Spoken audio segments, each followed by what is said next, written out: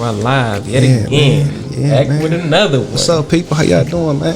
I can't say another one. Another one. Man, so what we talking about today? Today we pretty much just gonna get into like a little, not necessarily a recap, but we just gonna expand a little bit from episode 2. So you can kind of say this is like episode 3, like part 2 of episode 2, something like that. Yeah, we just continuing the conversation from last time, just a little bit. We addressed some of it, but we ain't really say everything we needed to or we wanted to. So, about to get into that. Okay, so that being said, man, you want to lead it off? I'm gonna let you go first on this one. Okay. I'm gonna just piggyback off of you. All right. Well, I know one thing we talked about in the last episode. We talked about accountability, like holding one another accountable for making sure that kids are stable before they leave the house. Because there's no way that we should be pushing our kids outside the house. You know what I'm saying? Before they are financially and mentally responsible enough to handle the situations and responsibilities of life. You know, You can't prepare them for everything, but you can prepare them for budgeting. You know what I'm saying? Budgeting and just basic life skills. And budgeting is a basic life skill, you know? Or it should be. Should be. Because, like we were just talking earlier, bro, like, I feel like they should teach you that kind of stuff when you in school, man. Because half the stuff or the majority of stuff you learn outside the basics, you don't use that shit. You don't use it at all, man. So, it's damn near worthless, for real. You know, it's a lot of stuff, man, in school. You sitting there looking like, okay, so at what point after I leave high school am I gonna be quizzed on how many battles George Washington, you know what I'm saying, charged into? Facts, you know man. How is that helping me pay rent? If I want, it ain't. That's the problem right there. You know what I'm saying? I'm trying to be the next Bill Gates. You know what I'm saying? Looking at how George W. Bush fucked up the economy. You know what I'm saying? Shit just gonna be adding up, man. It's a lot of questions that aren't asked in reference to what's going on in school and things like that. But you know, not let's not to stray off topic too far, man. But you know, budgeting, basic life skill is necessary. Yeah. What do you think is another one that parents need to teach our children before they leave the house? Another skill. I would say the biggest part would just be, in general, just overall communication. You know, if you don't have any communication skills, you can't really get anything done. You can't. How you gonna go about everyday life if you don't know how to communicate? If you don't know how to talk to people in general. That's true. You can't do it. So that, to me, I think that's like the main thing. No, so yeah, I think that's like the first thing that needs to be taught is basic communication skills. Damn, man. And when you say that, man, like now that, because you got me thinking now. Because when I was a kid, I learned that it's not. Oftentimes, it's not what you say, but it's often how you say it. Yeah, you know that's a fact. That's a fact. How a situation evolves or devolves. You know what I'm saying? Yeah. So with you saying that, it's got me sitting here thinking like, damn, like the way you say things. You know what I'm saying? Knowing how to communicate in different environments is the key. It's the key for Black people at the very least. You know? Oh yeah, for sure. We have to know how to navigate different social circles and different professional circles. You know what I'm saying? Like we can't talk to. The way we talk to each other is not the same way we can talk to somebody we interviewing with. Of course not. You always have to be able to speak for the occasion. You can't just sit here and saying, slang and saying nigga and all this stuff in the interview. It's just they gonna look at you like you crazy. Like what are you doing? Like we finna throw you up out of here. Okay. You're done. It sounded good. We took a chance on your decline, but Jamal. After that interview, man, that nigga really showed his ass. So yeah, facts. To the trash he goes. But yeah, man, you do have to know how to navigate different social circles, and you know what I'm saying. The way to do that is you got to understand, and then you have to know how to communicate. You know what I'm saying. You first have to understand what it is, know what your objective is, and know how to infiltrate that circle. You know, and you also have to know how to communicate once you get into that circle, man. You got to plan it out. You know, like that networking, bro. That's powerful. Yeah. Because like like you just said, it's sometimes it's not what you know, it's who you know. Mm-hmm. And the only way you get to know people is by communicating. Yeah. So that's it. Man. Yeah, man. So it's so crazy. Communication. When it comes to communication, like your name says a lot about you. Ooh, before you get to say anything. Man, you getting judged just off the look. Immediately, and it's so crazy. Mm-hmm. You know what I'm saying? I don't even know where I heard that from. That oftentimes, oh, you know what? I think I heard this from a family friend because she's a school counselor, right? Mm-hmm. And she was mentioning to my mom that employers often look at names and they determine their interest off the name alone. That's part of the process of elimination. They look at the name. Right. If the name looks like a nigga name, they throwing it aside immediately. So a I mean, name like Daquan or Shaniqua is gone. You know what I'm saying? You trying to, especially in the corporate world, like, nah, get out of here. You know what I'm saying? Yeah, but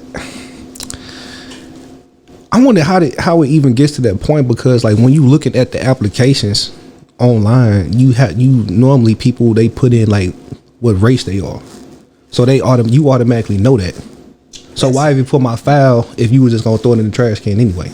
Well, that's for the most part that's optional as far as like entering. Okay, yeah. Because usually, because I've done something recently, like within the past month, I've done I don't know a couple of applications, and they usually ask that toward the end of the application, after you've done the employment assessment and your work history. Then comes the voluntary part. You got to pay attention to that stuff because it's voluntary information that you're offering at that point. See, I didn't know that. Yeah. I thought that was like damn near mandatory. Nah. When it comes to, man, hit that tab and watch what drops down. Yeah, you'll see races and you just program, okay, I'm African American, that's what I select. Look at all of them.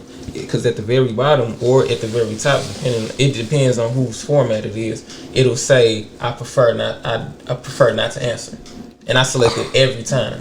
I think, well, I haven't filled out an app in like over 2 years, you know what I'm saying? So I'm holding a steady job, so I don't like, but when I did fill out the app, I don't remember that being optional. I don't remember that. It's very optional, man. I remember when I was first introduced to it. I don't think when I first started working and doing applications that it was on there. So when I first saw it, I thought it was strange, and I would sit back and think to myself, why is this on here? And I'm like, why is it important for you to know who I am? You know what I'm saying? Like, as far as my ethnicity is concerned, like, what does that have to do with me getting a job if you're equal opportunity employment place? I think it's them quotas. Yeah. I specifically, I do believe it's them quotas that they gotta meet. They be like, we need such and such of whatever race, gender, whatever. Ability. Yeah, it don't matter. Yeah. They also, in that same voluntary section, they ask you, do you have any disabilities? And would you need accommodation? Yep. You know, and I don't have any disabilities, but in that section as well, I always select I prefer not to answer. Because it shouldn't matter. Yeah. It shouldn't matter. Like, it would matter if I were disabled, depending on the fashion. But, you know, in most cases, you know, in my case, it doesn't matter. You know? Right. So I overlook that. I select I prefer not to answer, and I keep it moving. I feel you though, bro. Because it's like, man, it's like that's something they already holding against you. You don't even know me. Exactly. And it's crazy because like they seeing what I've, like my criteria, if I meet it or not on the application. So it's like you getting disqualified. I haven't even stepped foot in the building. You don't even know who I am as a person. Yeah, and that's a conversation that parents that in the black community that we need to have in our households, and we don't have those talks. Like me and my mom, like she raised 3 kids. She talked to us about a lot of things, and sex was one of those things, which is something that she should have talked to us about. But as far as like specifically navigating those circles, like that wasn't a topic. You know, I don't blame her for that. Right. I could always articulate well, but it's still something that needs to be talked about because children need to be aware. They Black do. And brown children need to be aware of the obstacles that are out here. You know what I'm saying, that we face because they're real. You know what I'm saying? And very real. They don't seem like you hear those stories about this happened to this person. It may have happened to a couple people you know, but you know, you've never experienced it firsthand, so it doesn't hit home like it did for those people. Exactly. You know, so it doesn't. for most of us, it doesn't become real until we experience that firsthand, and then you realize, oh, it's really like that out here. Like they really gunning for us. Bro, I feel like that's like really what's wrong with America. Like a lot of these, Caucasian people, they don't really. Some of them, they don't believe what's really going on to us in general, but yet they see it, but it's not happening more so to them and they people. So I feel like that's one of them other issues too. That is crazy to me that you can be so oblivious to that. Like it's easy for me to be oblivious to let's say a shooting on the north side of St. Louis because I'm not watching local news. Right. But to pretend that you don't know that a specific demographic of people are suffering and start life with a disadvantage, like you know slavery was a thing in this country. Damn right. Come on, man. They learned that at the very least in school. Come on. People we are still feeling the effects of slavery here in 2021. Yeah, like current forms of it, it's more mental than physical. Of course, they can't just go out there and just whoop your ass and nothing like that or whip you, but it's ways like with this job stuff we were just talking about. That's kind of like one way to keep you from getting to where you want to be. You from progressing, man. Like if you let's say you don't go to school, you know what I'm saying, but you're qualified just like the guy next to you is qualified with a degree. Let's say we work at the same company. You know, I didn't go to college, but I came straight from high school, worked for this employer. You went to college, and then you came to this employer. Started in the same position, have the same capability, same potential, same ethnicity.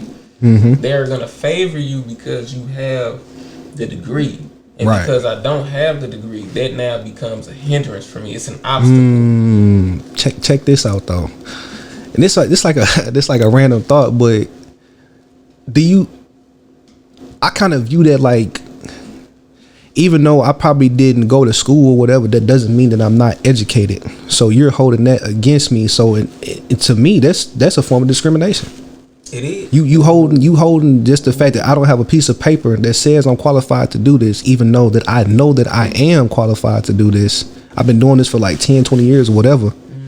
I'm real versed in this, and you're telling me no because I don't have a piece of paper that says I can do this when I know I can. And that's crazy. That's discrimination to me. It's so I've never looked at it like that. I literally just thought about that, bro. I'm like, that's discrimination at its finest. I'm like, I just thought about it. It's legalized discrimination. Yeah. Damn.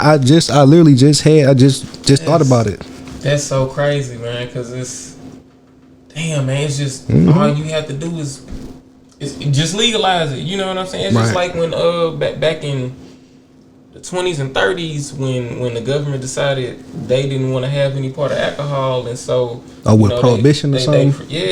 During prohibition, you know what I'm saying, you don't want somebody to do it, you know what I'm saying, or you want to exclude them from a certain activity or progressing in a certain area, make it illegal. And that's what they did. People still did it, you know what I'm saying, but the governing body made it illegal. So if you were caught doing it, well, now we can penalize you, right? And now we can incarcerate you, and introduce you to the system because you broke the law. But it wasn't illegal. It wasn't a problem, you know what I'm saying, until you realized you weren't making a profit off of it. That's how everything is. It ain't just with the alcohol. It's with just regular drugs in general. You know, like if they can't tax it, they're going to say it's illegal and you can't do it, up until the point where they can come up with some system to tax it, and then it's legal all of a sudden. That's the game. That's how it go. It's so crazy, man. It's so crazy to sit up like this, man. But we just got to start preparing our kids at home, though, man. Like that's what it boils down to. Like, because to know what's going on out here and to not have the conversation is... That's a dangerous thing, bro. You doing yourself and your children an injustice. You know what I'm saying? It's a certain way you got to carry yourself. Like, I remember my first run in with the police after when I got my first car. I ain't had my car a week yet. You know what I'm saying? Like, I ain't had my car a week yet, but I'm the first one in the group with a whip. You know what I'm saying? We all excited. We ain't gotta ask nobody mine for the whip. You know what I'm saying? We hit Teddy and Teddy ready to roll. You know what I'm saying? Right. So I got the whip. we all this is summer 2013, and all we doing is hooping. You know what I'm saying? When I'm not at work, we hooping and we playing the game. So shit, at that age, that's all you really want to do. yeah, For real. So I'm off. We going to hoop at my mom's church, Believers Temple, over on Chambers Road, right? So I know what that said. it's me and 4 other people in the car, so it's full. I ain't got no tents. I just got the car. I ain't had it a week. I got the tent tag in the window. You know, they give you 30 days to get your registration. Yeah. I ain't had it full 7. So we at the light of Lucas and Hunt and National Bridge, right? Headed towards 7. It's a police officer pulls up, approaches from the rear, but he doesn't get in my lane to go straight through the light. He gets in the right hand lane to make a right hand turn, right? Oh, he was following you? No, he wasn't following me. Like, I was going straight. He was gonna make a right hand turn. Oh, okay. But he must have known. But the crazy thing was, like, I saw him, and because I'm always paying attention, I saw him when he pulled up, but he was in the right hand lane. Light turns green, I go forward. As soon as I enter the intersection, lights flash behind me, and I'm like, what's going on? So the officer that was making the right hand turn pulled behind me and decides to pull me over. So he pulls me over. He comes to ask for license and registration, and while he's checking that out, I asked him. I said, "Hey, man," I said, "Why did you?" I said, "What you pulled me over for?" You know what I'm saying? Because I'm trying to figure out what the issue is. Because clearly you pulled me over because you thought there was an issue. So make me aware of the issue so it can be corrected.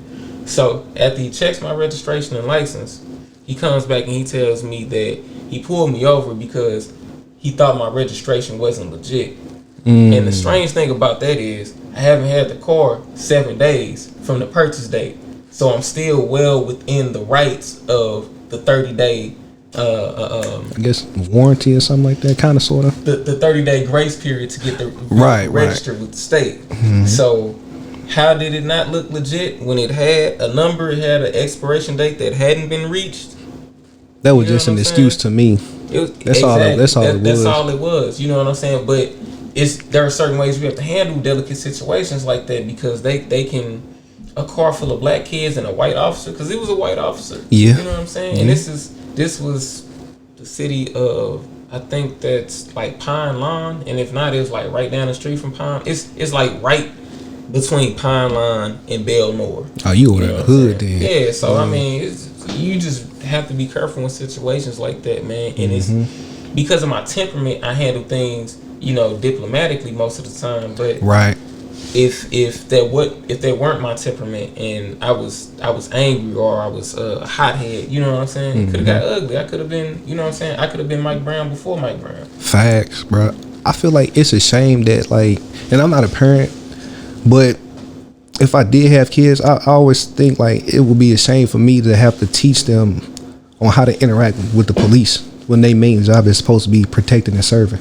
Like, why do I even need to have this conversation? You're supposed to be a peace officer, and yet you're disrupting the peace. I'm like, that's not. I don't know, man. That's just a weird thing though, but it must be done. It got to be done, bro. It has to be, man, because they got it out for us. Yeah. You know what I'm saying? So we can't continue to act like I can go to work, I can go to school, get a degree, you know what I'm saying, get a decent job, you know what I'm saying, pay for my house, taxes and all, the whole nine, and think that I'm not going to be a victim, because at any moment you can be victimized. Facts. Doesn't matter how good of a person you think you are, they don't care about that, man, because it's bred in them. Bro, I be seeing like these videos and stuff, man. These white people, they be on there acting crazy with the cops, and they don't be in fear of getting shot or nothing. They just be carrying on and just cussing them out, getting their face. Some of them be having guns. They get a lot of passes. Man, a lot. I'm like, bro, like if that was one of us, we getting gunned down. Ain't no tasers, no batons, bullets. It's shoot first, ask questions when I'm caught. Yeah. That's crazy, it is, man. And I be seeing it's like some of them, they'll shoot you like a couple times, and then they'll still, like, you might even be dead some of the occasions, and they still be having weapons drawn. And like the police, bro, they know when they see a dead person.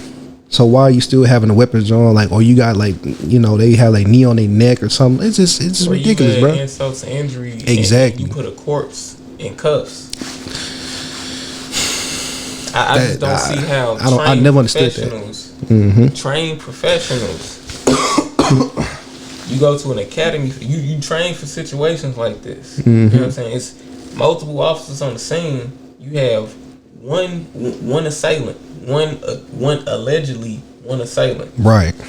You're trained to detain people, but instead, the first thought is lethal force when it's a black or brown person. Yeah. It's ridiculous, and then they sit and try to sell us these stories about these false testimonies about them fearing for their life, or we got an anonymous tip. Like, oh yeah, they love saying that. Oh man, they love saying that. Speaking of anonymous tips, a black woman in Chicago. I think she's a counselor. This was like I heard about this within the last month. Black woman in Chicago had her house raided by like 12 officers. She raided by 12 officers. They no warning. Kicked her door in, guns drawn. Ran through her place, found her naked.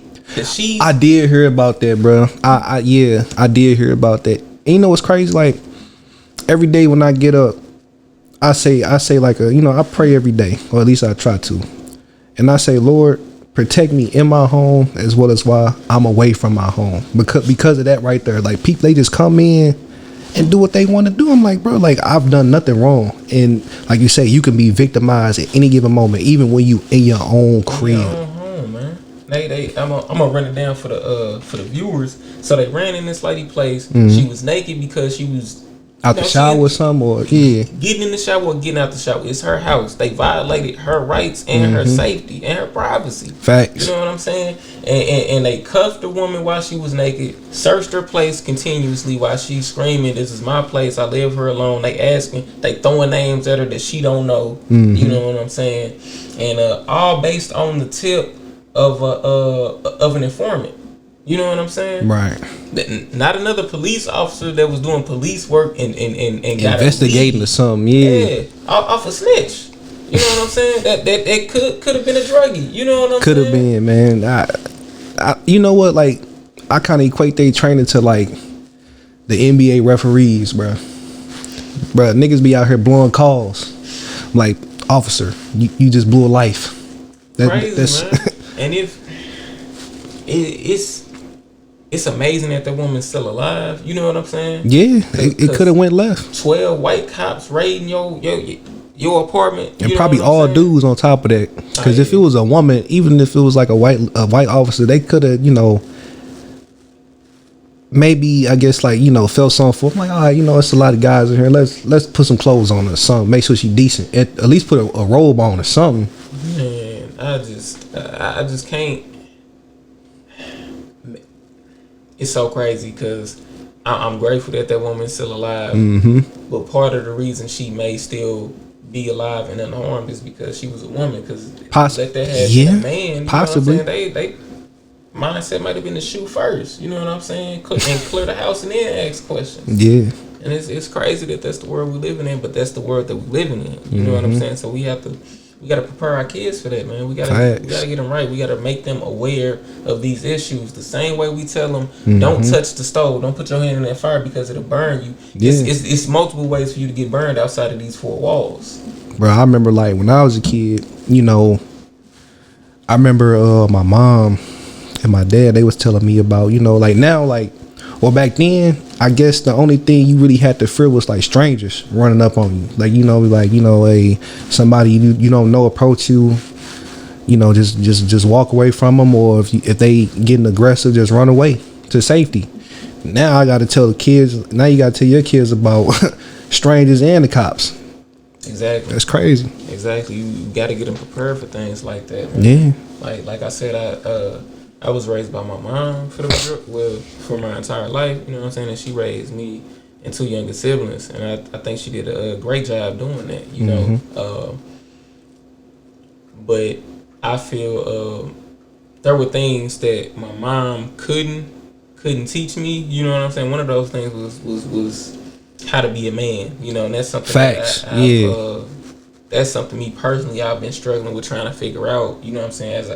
As I'm getting older, because I never had that stable role model. You know, but your experience was different from mine. So Right. can you speak to that a little bit about like how having both of your parents was, how it benefited you and just your overall experience with it? Right.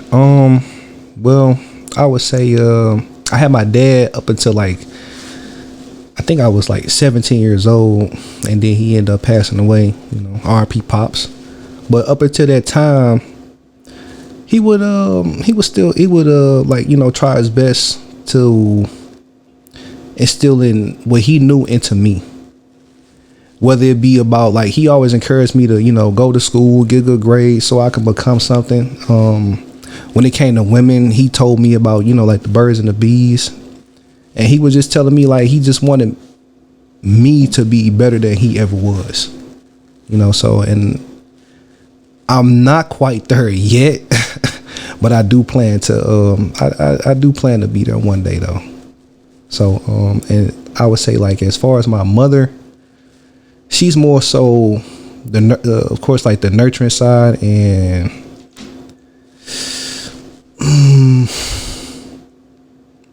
I think she's more like the worry horse. She worries about a lot of things that she can't necessarily control. Right. Versus my dad, he'll be like, he'll be the strength. He'll be like, son, don't worry about that because you can't do anything about it. Just control what you can control and go about your day. Yeah. My mom, she'll be like, oh my God, what's going on? Like this, she'll start panicking out. And now like, and she's still kind of like that. And now that I've grown up and matured and got those lessons from my father, I'm telling her the same things, because I don't think women necessarily, they don't handle certain situations as well as we do, depending on what it is. Right. So like, I remember one day, she was upset about the COVID and everything because she works, I don't know if it's at a nursing home or something similar to that. And sometimes like, they have patients there that have the virus. And one day she came home crying and stuff and carrying on. I'm like, Mom, like, I know that's a horrible situation to be in, but at the same time, like, all you can do is just really, just pray about it and go about your day. You can't see COVID. You don't know nothing about it. So I'm saying if it's kind of crazy to say, but if you get it, you get it.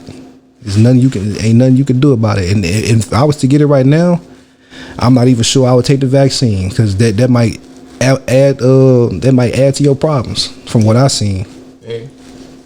So it sounds like he laid a blueprint out for you. Facts. Yeah. You know what I'm saying? Some he gave you some guideline to life for you to follow. Yeah, because like growing up, it was like he was like the perfect example. Like he was, like I said, he was the strength. Like I seen him literally get up every day, go to work for 12 hours, come back home tired. Just, he'd come back home, shower, go to sleep, and get ready for the next day. Do what he had to do for his family. And I admired that. Like, the main thing I liked about my father was the fact that if I went to ask him for something and he didn't have it, he'll just say, son, I don't have it. I always respected him for that. He didn't put up a front. He didn't do none of that. He was just honest with me. And that's what I liked about him. Hey, man. I appreciate that, man. I appreciate you sharing that, man.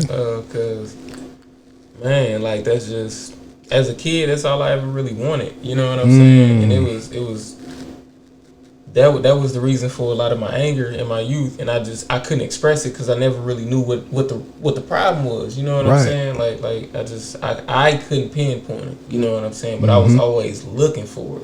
I never going to school with you and everything like that. I never got that vibe like that you was like upset or you was angry or something, because we was, then again, we was all kids, but I never got that like he's mad about something, but school was the outlet. Like for a lot of kids, school is the outlet. Like what I didn't know until I got older was like some kids only got meals when they came to school. You know what I'm saying? Yeah, that's a sad situation, bro. I thank God that wasn't my situation. You know what I'm saying? But I had other things I was dealing with at home. You know what I'm saying? Like responsibility was thrown on me at an early age. Or mom's going to work and I'm getting out of school, and I got a sister that's like 2-3 grades under me, and then a brother that's like 4 to 5 under me, and I'm making sure that we all get in the house safely, locking the door. You know what I'm saying, feeding them dinner, and you know, if mom's still at work, you know what I'm saying, making sure we all get in the bed until, you know, at the right time, you know, just hold it down like she asked me to do. So, you know, looking on that now, I'm sitting there like, I sit back and think about how it changed me. You know what I'm saying? Like I don't really know who I would be if I didn't, if that wasn't my experience. You know what I'm saying? Because it forced me to grow up faster and mature faster than what would be expected of a normal child. You know what I'm saying? So I don't know. I just look at, so maybe that's why I'm so nonchalant about things now, because it's like I done seen that, or this is just how I would handle it. Like it don't take that. You know what I'm saying? Like I've seen things like as a kid. I remember coming home and thinking that we were moving. The door was wide open. We had a bunch of stuff had moved out, and then like I just started looking around the environment and thinking, well, there's no moving truck, and I don't see my mom. I don't see my stepdad. And I'm like, and all this stuff is just gone, and it's actually kind of messy. Like, man. Oh damn, we done got robbed. You know what I'm saying? I remember you told me that, bro. Yeah, so that joy turned to fear like that. You know what I'm saying? So because you don't even know if they still in there or not. Yeah, man. So man, but thankfully, I was friends with one of the kids in the apartment complex, and he stayed directly upstairs. So I ran upstairs to them and told them what was going on. His mom welcomed me in, and I stayed there until my mom got there. You know what I'm saying? But you know, that's, man, just different situations I just ran into, you know, throughout the course of my childhood, and things that I had to deal with that made me who I am. And you know, I'm thankful for them now because I like who I am. But at the same time, I just wonder who I would be if I had that role model in my life. And by no means is my dad dead. You know what I'm saying? He's here, he's alive, he's well, but he wasn't there for me. And you know, that always bothered me. And as I got older, like by the time I hit 20, you know, I figured I should approach him and you know, try to have that conversation. Yeah, like what happened? You know what I'm saying? I had the conversation. I told him how I felt about it, how I felt about him not being there for me and things like that, and how I need him to be there for me, and how I would like for him to be here and for us to have a great relationship. And this was like when I was like 20, 19 or 20. I had this conversation with him. Like I went over to his house where he stayed with my other siblings, and you know, I asked him to take a ride with me, and we drove up to a park, and we sat in the car and we had that conversation. And, you know, he apologized, but you know, nothing changed. You know what I'm saying? Right. So because nothing changed, like I felt like he didn't mean it, and you know, I was still upset about that secretly. So ironically though, like I could never really resent him for it though. You know what I'm saying? Because like he's still here, and I still want him to be here because he has the opportunity to be here. So you still have hope. Yeah. Like I'm still looking for him to be here. I'm still thinking that, you know what I'm saying, he'll realize that, hey, there's still time. You know what I'm saying? Like, before it's too late. You missed out on my childhood. I don't need you to take me to the park. I don't need you to buy me candy. You know what I'm saying? But I just need you to be here. I need another man to confide in. I need somebody to talk to. I need somebody to help guide me along life. You know what I'm saying? I'm a father now. Like I don't know what I'm doing. You know what I'm saying? Right. Like give me something to feed off of. You know. So I invited him to my daughter's birthday party back in December. He came. I had told him about it like a week or two in advance, and he surprised me because the day of, he called. He verified the time. He came. You know what I'm saying? He stayed after everybody else left. We chopped it up. And then like he gave me like a sincere apology, you know what I'm saying, for not being here. That's good, man. He shed tears, you know what I'm saying? I was, you know what I'm saying? So it touched me because it's like, okay, like just like me, like he ain't want to, I don't feel like he's wanting to BS nobody. And like, the first apology, I don't feel like was BS, but he didn't back it with any actions, you know what I'm saying? But to be honest, I don't think he knew how. Like he, you know what I'm saying, not being there for my childhood and then being approached about it by your 20-year-old son, you know what I'm saying? I don't think I would know how to go about that, you know what I'm saying? So I think like just the fact you said he was crying, I feel like that was his moment where he acknowledged his wrongs. Yeah. Maybe even some of his regrets. And he was like, you know, now that you approached him, y'all can make it right. Yeah. For the future. And I guess I just from that conversation, man, I just one thing he said to me was he realized that he should have been here, and that if I didn't want to rock with him no more, he would completely understand, because he wasn't there. Right. And that was his fault and that was his choice. But he appreciates the fact that in spite of it all, you know what I'm saying, I'm still here and I still offer, you know what I'm saying, I still extend my hand out like, hey, what's going on? Like, hey, I want to talk to you and things like that. So, you know, it just... I'm happy to hear that, man. Yeah, sometimes people, they need that healing, bro. Yeah, and I just... I really hope, like me and him can be the example for my other siblings, you know what I'm saying? Because they, you know, they feel the same way. They had him in the household, but they, you know what I'm saying, they feel like he could have done more even though he was there, you know, so they have resentment toward him for that. And I just hope that, like, you know, me forgiving them and, you know what I'm saying, welcome them back can, you know, be an example for them. You know? Well, I would recommend, like, maybe y'all do some sort of counseling or something, because, like, you know, in the black community, it's like, you know, with mental health and everything like that, and it's while we on topic with the family, that's probably something y'all need to get off y'all chest. Just, you know, go to some form of counseling, have somebody there that don't know you from anything, and just, you know, lay everything on the table. And that's what you know, he's made the the attempts. But, you know, at that particular time, like, if y'all get together with the council or whatnot, then that's when the real healing can start. Yeah, I feel that, man. I need to reach out to him, man. We ain't talking a couple of weeks, man. Just check in with him and see what's going on. So, I'm excited about it, man. I'm happy about it. Because I think, like, when I was in the military, bro, a lot of I ain't gonna say a lot of my friends, but at least maybe, like, well, I guess maybe like 4 to 5 of them. That is pretty. That's a lot. But at least like 4 or 5 of them, they was like, either they didn't know their father, or they know him, but they just don't fuck with him. Yeah. And I'm like, man, that's painful to even hear that, because I'm like, man, like, if I ain't had my dad, I probably would have came out decent, but probably not this person that you see before you today. Right, man. You know, so I'm like, dude, like, fathers and even mothers, man, just be in your child's life, man. That's crazy. It's invaluable, man. It doesn't like I think often we put too much pressure on ourselves. Like, man, I can't offer this, I can't offer that. You know, we looking at material things and from a financial aspect, but man, just that's your presence, the emotional.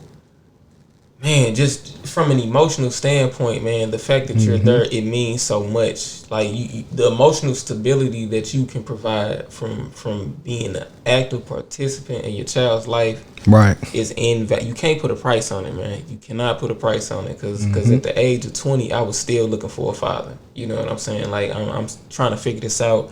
And, you know, it's times I feel like I don't have anybody to talk to, and it's because I'm looking for a solid male role model. Right. You know what I'm saying? I didn't have anybody, you know, so and it's like your mom or whatever, she might not, she always gonna be there for you, but you probably don't feel like she's able to relate to what's going on. Exactly, man. It be the same way, you know what I'm saying? Like, me and my daughter, like, there are things that as she grows that I'm not going to be able to answer the way that her mom can. I won't be able to console her the way that her mom can, because it's certain things that she's going to experience that I will never experience. Exactly. Like, just the way that there's a difference between the way men and women are treated in society, social circles, social media, you know what I'm saying? I won't experience the things that she will experience, you know what I'm saying? But her mom can relate to those things. Her mom can speak to those things.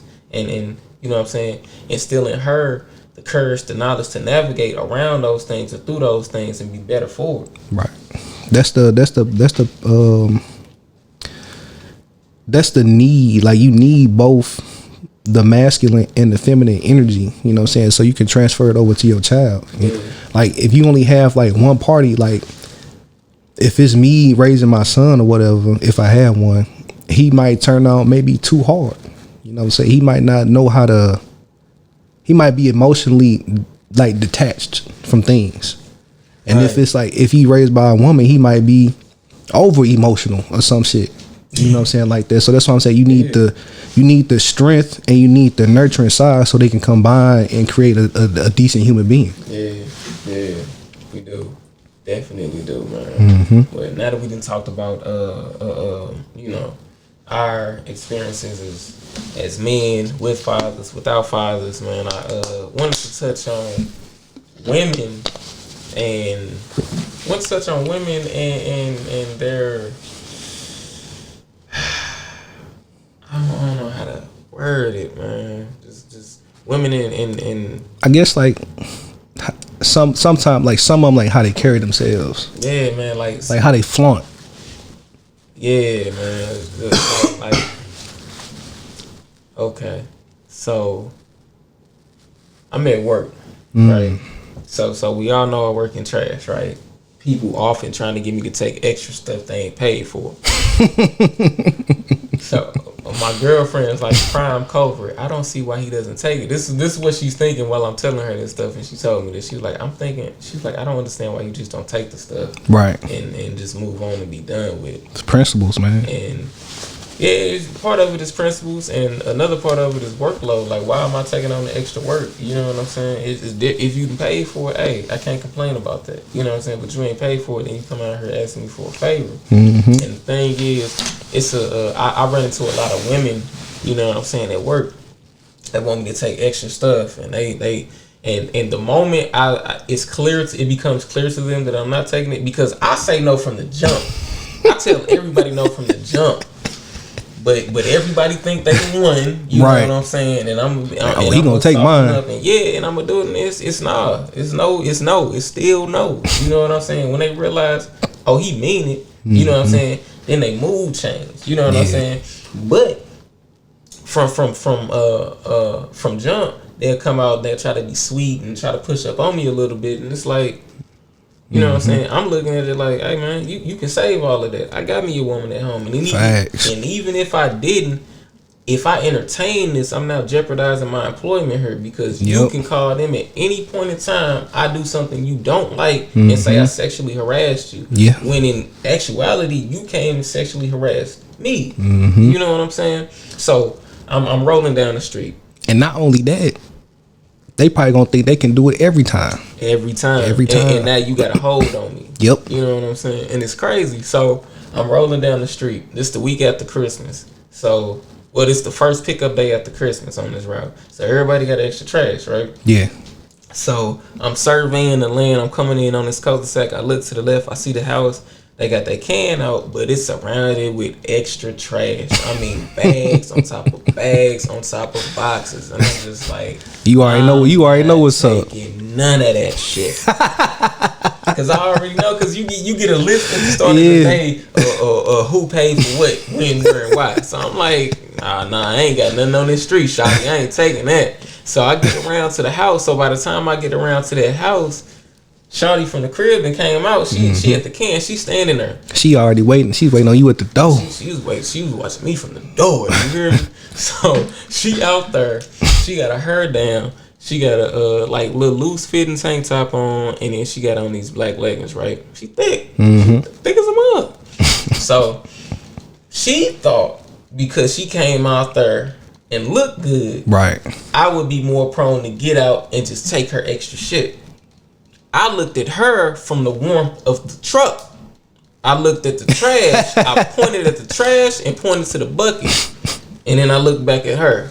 And then she looked at me and chuckled like, so he's not getting out. No, I'm not getting out. What am I getting out for? If I get out, right, I'm pushing this shit out the way, taking your can, and I'm up the street.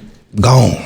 Cause you ain't paid for it, sure. Right. You know what I'm saying? And you coming out here, you know what I'm saying, trying to flaunt your little curves off means nothing to me. You know what I'm saying? Like, I don't know you. You know what I'm saying? So what's the point? People, I guess they be feeling entitled, man. Like, you supposed to do this for them. They do. A lot of people do feel entitled, but I'm really interested in her mindset. You know what I'm saying? You came out there and really thought that because you came out there and you thought you looked cute or whatever, that okay, I just get out and do it. Like, you, for one, you must take me as a simp. You know what I'm saying? Probably. Two, you really think that if you come out here and flaunt your body, that I'm gonna be more prone to do something for you, and I'm not. And the crazy thing about that is, you're only doing it because you stand something to gain. You gain something when I take all this trash that you don't have to worry or clean up about anymore.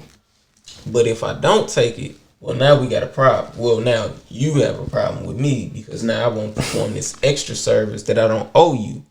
You know what I'm saying? And the crazy thing is, if we take her and me out of that setting, I'm not in the trash truck. She not in front of her house needing extra pickup. She got the same thing on. She at the liquor store. I'm at the liquor store.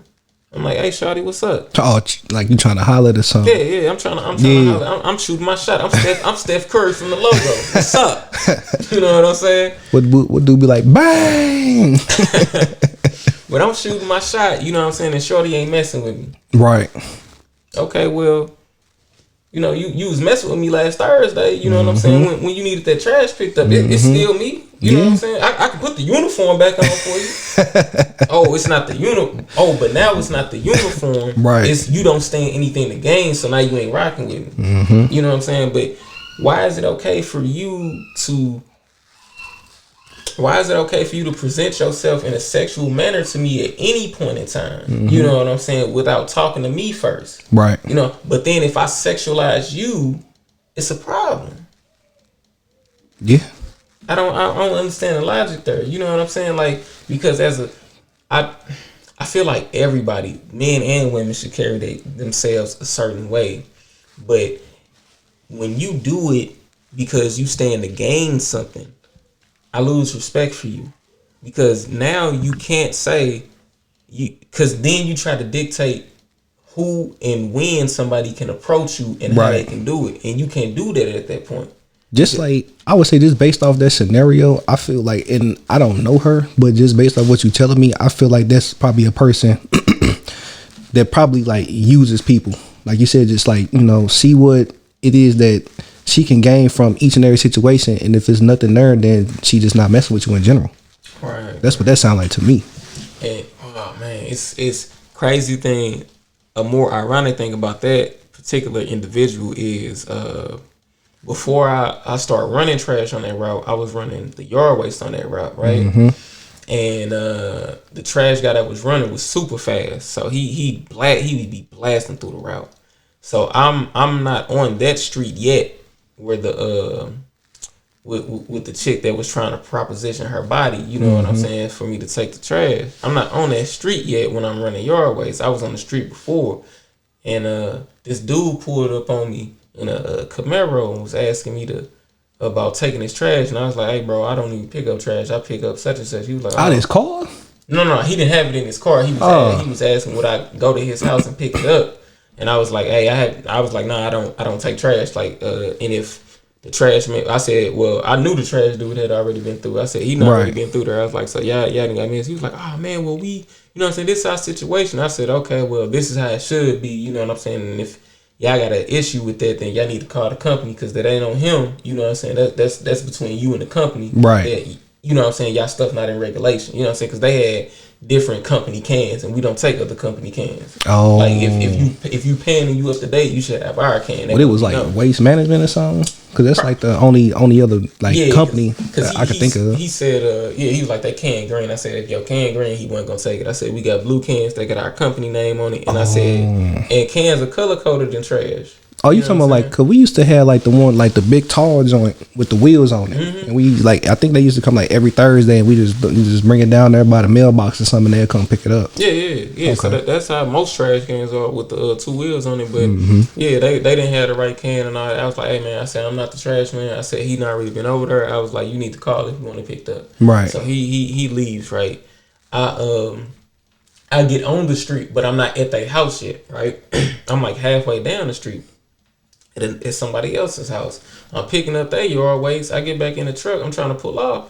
Challenger comes down the cul-de-sac, blocks me in. I'm like, what the hell going on? It's Shawty. I don't know this is Shawty yet, because this is girl you talking about? But yeah, the same chick, you know what I'm saying, from the same house that tried to get me to pick up her extra trash just last month. Pulled up on me months before I had even got, start doing trash. So she pulls up on me. in her Challenger, right? Boyfriend was in a Camaro drop top. Oh, that was.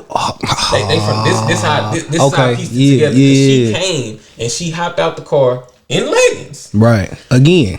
No, she ain't had no shoes on her feet. Now it's like, oh, this finna be a ratchet situation. So she pulls up, she hop out, attitude from the jump. Why you ain't picking up? Yeah, I think that's how. Why you ain't picking up my trash? I said, ma'am, I'm not even picking up trash. And she was like, I don't understand what's going on. I said, man, your trash man came and he left already. Well, right. Can't you take the trash? I said, no, I'm not collecting trash. You said you doing yard waste, right? Well, what are you collecting? The bucket right here. You see this grass and sticks? I'm playing in dirt out here. Right. You know what I'm saying? So I'm like, I can't take it. I don't understand. And then she goes into this rant. She don't understand and blah, blah, blah, blah, blah. They understand. They didn't pay their bill. And the funny thing was, okay. After she approached me, I called that trash man like, hey, bro, you might have this customer call in on you. He asked me the house. I gave him the address. He said, bro, they ain't paid their bill. They in collections. I said, oh, they in collections? They in collections from a trash bill? I said, they in collections, my guy. Wow. I said, man, they must really be sorry. Wow. Bro, the trash bill ain't number like $35. Man, it like... Unless you call, like you said, like you got the extra stuff. Since I've been paying trash, even like back in my mom's house, like I would see trash bill would be like $60 because every trash company we didn't had charges like every 3 months. So you pay... You talking about, so that'll be what, like 180 after 3 months, or just like 180? It'd only be it'd be about $65. Well, for 3 months of service. For 3 months of service, they can't afford that. Hey, no, nah. You did. They doing something wrong. They falling on hard times, man. They out here in drop top Camaros. Come on, man. They can't afford to be filling up them V8s and paying the trash. That's unreasonable, man. I said, like, you driving a Challenger and a Camaro and you can't afford a bill you got to pay every 3 months. Niggas is, I don't know, man. They doing something wrong, bro. But it's the crazy thing though, because she approached me angry and thought I was gonna fold under the pressure of her aggression. Right. And when that didn't happen, then she saw her tone change. She softened her voice. She started standing differently, and I'm just like, I'm not taking the trash. I don't even want to be picking up the grass. I'm definitely not gonna take your trash. Cause I'm like, if Buddy already came over here and talked to me about it and he wasn't aggressive, why you coming over here with that type of energy? Like, I just told your mans that I'm not taking it, so why would I tell you anything different? And that's how women are though. Like women not all of y'all. Right. But if you know, then you wouldn't even be offended. But a lot of women are like that though. Like they sit there and think that if one tactic doesn't work, let me try the other. Right. And usually, in my experience, they try to be sweet. They try to be flirty first. You know what I'm saying? That's the easiest way to see if you could be manipulated. Exactly. And then when that don't work with me, then they flip the script and get an attitude and want to talk out the side of their neck and all of that. And I mean, that does nothing to me. You know what I'm saying? Right. I laugh about it. I get back to the yard. I chop it up with some other drivers and laugh about it. You know what I'm saying? And then I'm coming back next week. You know what I'm saying? And if yet again you ain't paid, again it stays. You know what I'm saying? So like, I'm out of here. I keep it moving, man. But it's just it's crazy to me that a woman will feel like it's okay if I do it, but I don't want you to do it. Now that's the thing, biggest though. Contradiction to me. Yeah, like if the roles was reversed, like you said, they'd be calling corporate. They'd be doing all this, then the third to get you up out of there. All types of stuff. You know what I'm saying? It's crazy, and I don't even think if I were to go to my employer or shoot almost any employer and say, hey man, this female customer, you know what I'm saying, made me feel uncomfortable. You know what I'm saying? I don't even think it would not be handled the same way, man, because there's such the difference between how men and women are viewed is so it's a double standard, bro. It's a double standard. Like, the gap is too big. You know what I'm saying? If a man is truly sexually harassed, you got other men and women that look at him like, man, this nigga gay. This nigga's a bitch or something. Like, you know what I'm saying? Nigga, you don't like pussy? It's weird. Yeah, bro. Like, that shit is weird, bro. It's like, why is that the mindset? You know what I'm saying? Like, right. And you already told her that you already had an old lady, so it's like, it ain't like you. Well, I didn't tell her that, but that ain't her business. You know what I'm saying? That's just something that was just my mindset. You know what I'm saying? I'm rationalizing all the reasons why this ain't working. You know what I'm saying? In my head, but regardless of that, just if you want to get through to me, just be 100. Right. That's the best way, man. Like it's customers that come to me. And when they say they don't know, I know they didn't know. You know what I'm saying? Right. They'll put something out and they'll see me leaving and they'll catch me before I leave. Hey, why ain't you taking that? Oh, well, you didn't pay for it. Well, what do you mean? You know what I'm saying? I'll explain it. And then they say, oh, well, I didn't know. So all I have to do is do blah, blah, blah, blah, blah. Right. Yeah, that's all you got to do. Okay. You know what I'm saying? They might still ask me to take it. And if they, you know what I'm saying? And when I see they don't really know, and if it ain't a lot, right. I just might take it. You know what I'm saying? But I know the difference between somebody that's genuinely, you know what I'm saying, not aware right. of the protocol, and then somebody that's trying to get over. Yeah. I ran into a guy last week. I pulled up at his crib. He was outside because they tell on themselves when you pay for it, you don't come outside to make sure it's getting picked up. Yeah. You pay for it, because if they don't take it, just all it takes is a phone call. Hey, you ain't pick my trash up. I need you to come get that. Right. You know what I'm saying? But the people that don't pay for it, they always outside. Yeah. So I don't take his bags, and he's like, hey man, you ain't gonna take that. I say, hey man, you gotta pay for that. He said, hey, when I got here, I ain't had no can, and we had all these bags. Y'all supposed to be taking all the bags. I said no. I said the work order said take the bags until y'all got a can. Y'all done had a can for 2 weeks. I'm not taking them bags. Then it's I talked to the lady. She ain't tell you. No, you didn't. Exactly. No, you didn't. Because I talked to dispatch this morning. Lying ass nigga. when you talking too much, man. Right? When you get to saying, I slide you this. Well, why you trying to pay me if you can pay them? You know what I'm saying? Like you just reinforcing the fact that you didn't pay for it, my nigga. Like, come on, man. It's facts, man. It's ridiculous, man. But I really think women just really need to. I think women need to sit back and think about that though, man. Because if the roles reverse, they curve niggas. You know what I'm saying? They curve niggas hard. You know what I'm saying? But when you want something, well, let me go sit on this nigga lap. Yep. Let me go fill him up. Be over sexual. Yeah, be over sexual. It's ridiculous. In the strip club, that's one thing. That's what you there for. Yeah, that's what you there for. But in everyday life, nah, man. You know what I'm saying? I'm a type of cat. I don't even want to be at work. So don't come talk unless somebody dying. Don't even come talk to me. You know what I'm saying? That's how I feel about it. So definitely don't come down here and think just because you got a big booty that I'm gonna take your 15 bags of trash that you ain't paid for. Cause I can come home and see a big booty, or I can get on the internet and see a big booty. So it's like, man, come on, man. There are other outlets. There are other outlets that don't require me doing extra work for you for nothing. If I was to do that, I gotta be guaranteed to know I'm finna smack. Like that's like, if I'm finna smack, okay, that's cool. That's fine to Danny. I'll take 30 of them if you got it. But if I ain't smacking, it ain't no point in me doing it. At all, man. It's just that's just my mindset on it, man. Don't be hypocritical. Be accountable. Don't be hypocritical. Cause I ain't doing this, shawty. Oh man, cause if she said, I'm gonna let you smack, and then I come over with her, and I don't get it, hey, you getting blackballed. You getting blackballed. I'm calling dispatch. I'm saying she did something crazy. I ain't going over there no more. The next man can go, but I ain't going. Crazy, man. But yeah, that's a lot of women, man. Yeah, that's a lot of women now, man. It's only an issue because you hypocritical about it, man. Don't be a hypocrite. You know what I'm saying? It's you put yourself out there a certain way, and you say, and when you approach by somebody that you don't like, you know what I'm saying? You telling him he in the wrong, but the next nigga come along, you know what I'm saying? Flashy, got a chain, got a 5 Series BMW that's 10 years old. Oh, you rocking with him. You know what I'm saying? And it's crazy. You know what I'm saying? The approach was the same. You know what I'm saying? But you want to dictate who is acceptable from and who is not. You know what I'm saying? You can't do that, man. And also, it's like some people they gotta judge people's character better, because the first dude that probably approached it, his intentions was probably in the right place. The second one, his probably wasn't. Exactly. And she could have been happy with the first dude, but she went with the second option. Yeah. You know, so, but that's their fault though. It's crazy, man. It's real crazy, man.